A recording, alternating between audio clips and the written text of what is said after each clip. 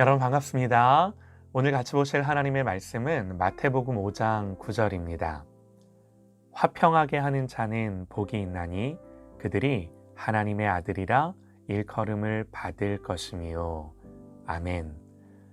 산상수훈 19번째 묵상 화평하게 하는 자라는 제목으로 하나님의 말씀 듣겠습니다. 화평하게 하는 자. 이건 지금까지의 복과는 좀 다른 게요. 지금까지는요, 내 심령의 가난함, 나의 애통함, 나의 온유함, 긍휼도 어쨌든 내가 타인에 대해서 긍휼히 여기는 것이었어요. 마음이 청결한 것도 마찬가지죠. 내 마음이 청결한 거예요. 전부 나에게 국한된 것들이었습니다. 그런데 화평하게 하는 자, 이건 말 그대로 화평을 만들어 다른 누군가에게 그 화평을 끼쳐 저 사람이 나로 인해 화평케 되는 거예요. 이건 전혀 다른 문제죠. 여러분, 이 복이 놓여 있는 순서가 중요한데요. 8복 중 7번째 복이에요.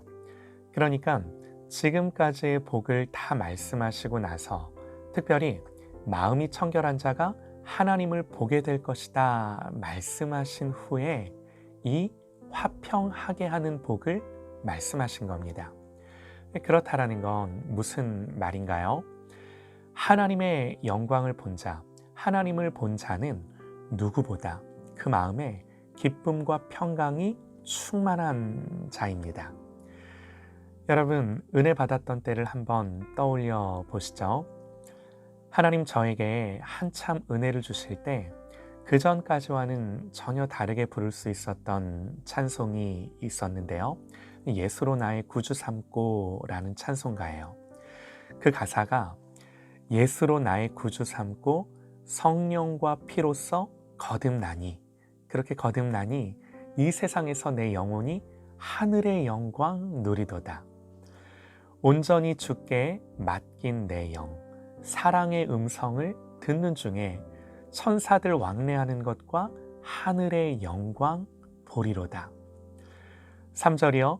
주 안에 기쁨 누림으로 마음의 풍랑이 잔잔하니 세상과 나는 간 곳 없고 구속한 주만 보이도다.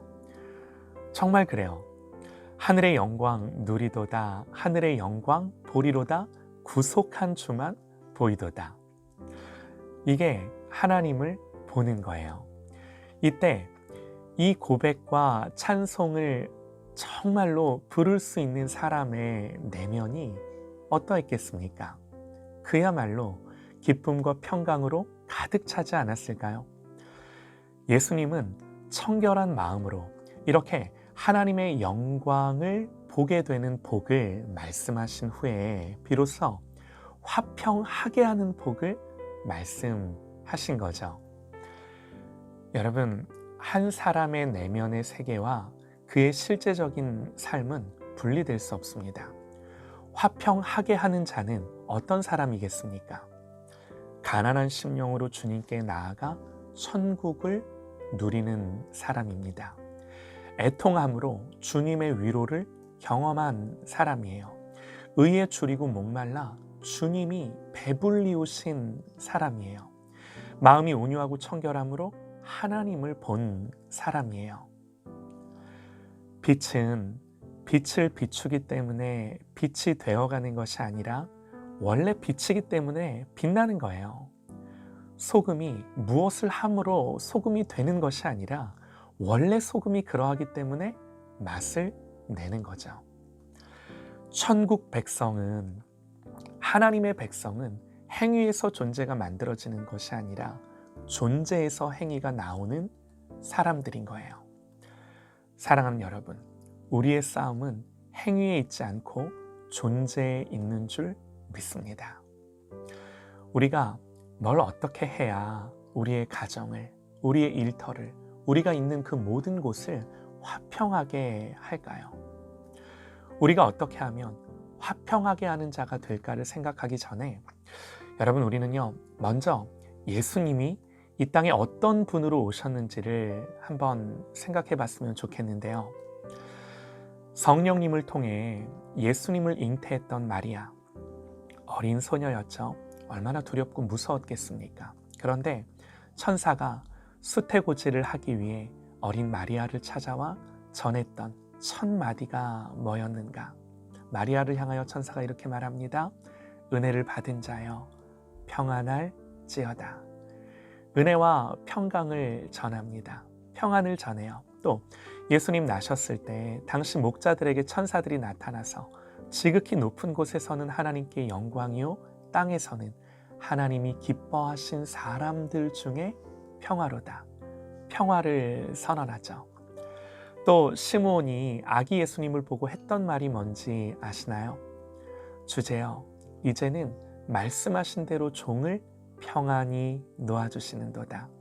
시므온이 아기 예수님을 봤을 때 하나님이 자기에게 평안을 주셨음을 고백하는 거죠.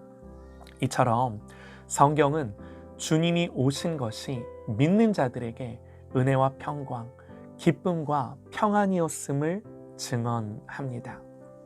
또 이뿐만이 아닙니다.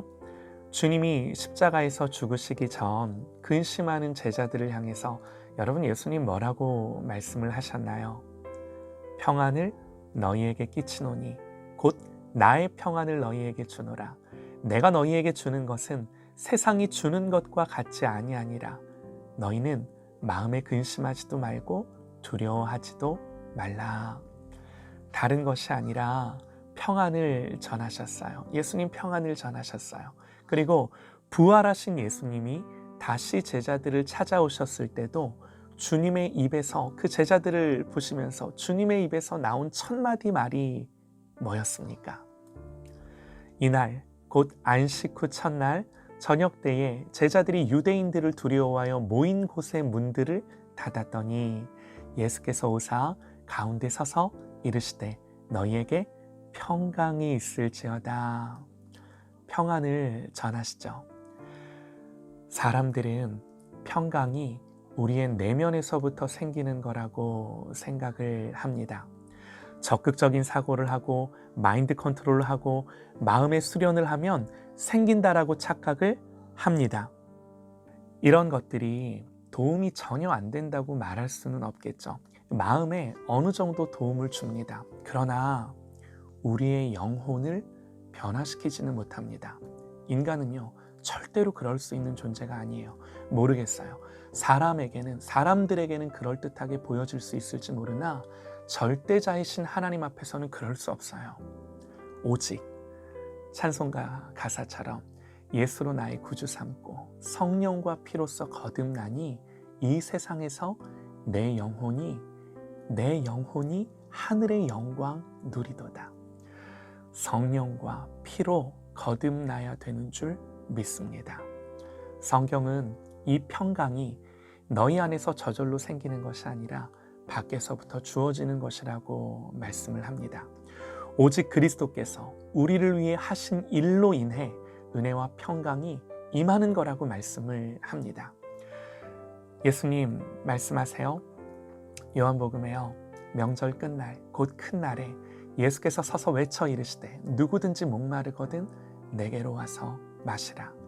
나를 믿는 자는 성경의 이름과 같이 그 배에서 생수의 강이 흘러나오리라 하시니 이는 그를 믿는 자들이 받을 성령을 가리켜 말씀하신 것이라. 우리 주님이 주셔서 마시는 물은 밖에서 우리에게 들어가는 물, 그래서 마셔도 또 목마른 그런 물이 아니라 우리의 속에서부터 흘러나오는 강물의 비유를 하십니다. 사랑하는 여러분, 우리 속에서부터 흘러나오는 이 성령의 생수를 사모하십시다. 자꾸 밖에서 들어가는 먹어도 또 목마른 이 세상의 그런 물이 아니라 하나님이신 성령께서 내 안에 오셔서 내 영혼을 바꾸시고 내 마음을 바꾸시고 내 생각과 사고를 바꾸시고 정말 내 영혼을 바꾸셔서 내 안에서부터 이 생수의 강이 흐르게 하시기를 간절히 기도합니다. 이 생수의 강이 흘러 우리의 자녀들을, 우리의 가족들을, 나의 모든 있는 그곳을 적시는 저와 여러분 되시기를 간절히 소망합니다.